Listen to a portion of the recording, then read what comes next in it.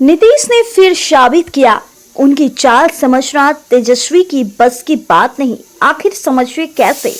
वह बिल पर जेडीयू के समर्थन की वजह क्या रही, इसे जानने की उत्सुकता हर किसी को रही है।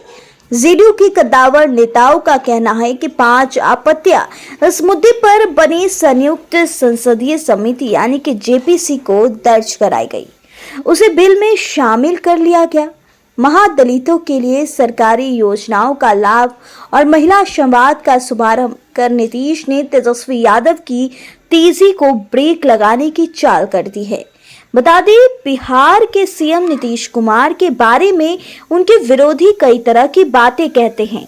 नीतीश कुमार के साथ सरकार में डिप्टी सीएम रह चुके आरजेडी नेता तेजस्वी यादव ने तो नीतीश कुमार को अचेत साबित करने का अभियान ही छेड़ दिया है।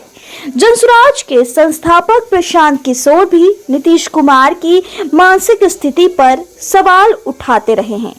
पर ऐसे में दोस्तों, कहने या सोचने वाले भूल जाते हैं कि जवानी में हल जोतने वाले बैल बुढ़ापे में हल जोतने की कला भी भूलता।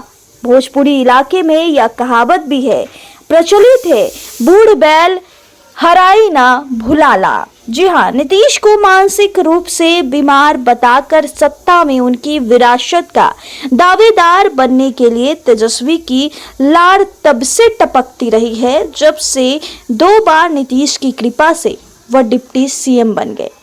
नीतीश के बूढ़े, बीमार और लाचार बताने का वे मौका कई सारे कोई अब उनकी नहीं चूकती है। बार बार उनको कहीं न कहीं लाचार, बीमार बताते रहते हैं। महागठबंधन की गुरुवार को बैठक हुई थी। उसके बाद तेजस्वी ने फिर नीतीश कुमार को अचेत बताया। विपक्षी नेताओं ने तो उनको हाव भाव और बोलने के अंदाज को लेकर न सिर्फ सार्वजनिक बयान देना शुरू किए, बल्कि सोशल मीडिया पर मीम्स की भरमार भी लगा दिए हैं। इसमें आरजेडी की आईटी सेल के लोग सबसे आगे हैं। आरजेडी के एमएलसी सुनील सिंह ने तो नीतीश को तस्वीरों को लेकर घिबली आर्ट से बने स्केच सोशल मीडिया पर डालते रहे हैं।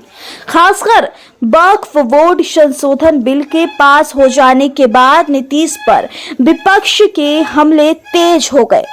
वक्फ बिल पर जेडीयू के समर्थन से नीतीश को मुस्लिम विरोधी साबित करने का विपक्ष को अचूक मौका मिल गया है।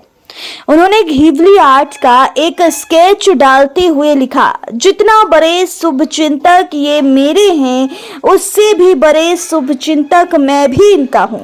लेकिन गौरतलब हो कि वह बिल संशोधन विधेयक पर इनकी डूबती हुई पार्टी का असली चेहरा उजागर हो गया है और इन्होंने बता दिया कि मेरे पेट में ही नहीं बल्कि मेरे पीठ पर भी दांत हैं। मानसिक रूप से बीमार चल रहे इस बेचारे व्यक्ति, उन्होंने नीतीश का नाम तो नहीं लिखा है, लेकिन तस्वीर से स्पष्ट है कि वह नीतीश कुमार के बारे में ही कह रहे हैं। सुनील कुमार सिंह वही एमएलसी हैं जिन्हें नीतीश पर आपत्तिजनक टिप्पणी का दोषी भी माना गया था। उनकी विधान परिषद की सदस्यता भी रद्द हो गई थी। सुप्रीम कोर्ट के आदेश से दोबारा वह बहाल हुए थे।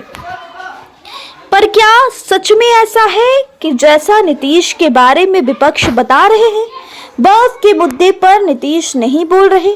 इससे जाहिर है कि विपक्ष का साहस बढ़ा होगा। जेडीयू के कुछ छोटे नेताओं ने शायद इसी वजह से नीतीश को गुनहगार मान लिया है और आनन फानन इस्तीफा सौंप दिया। अब नीतीश के लिए आवश्यक हो गया था कि वह कुछ करे। जेडीयू के कुछ बड़े मुस्लिम नेताओं को उन्होंने मैदान में उतार दिया। जी हाँ, मैदान में जेडीयू के कुछ बड़े नेताओं के उतारने की क्या नीतीश कुमार की चाल थी?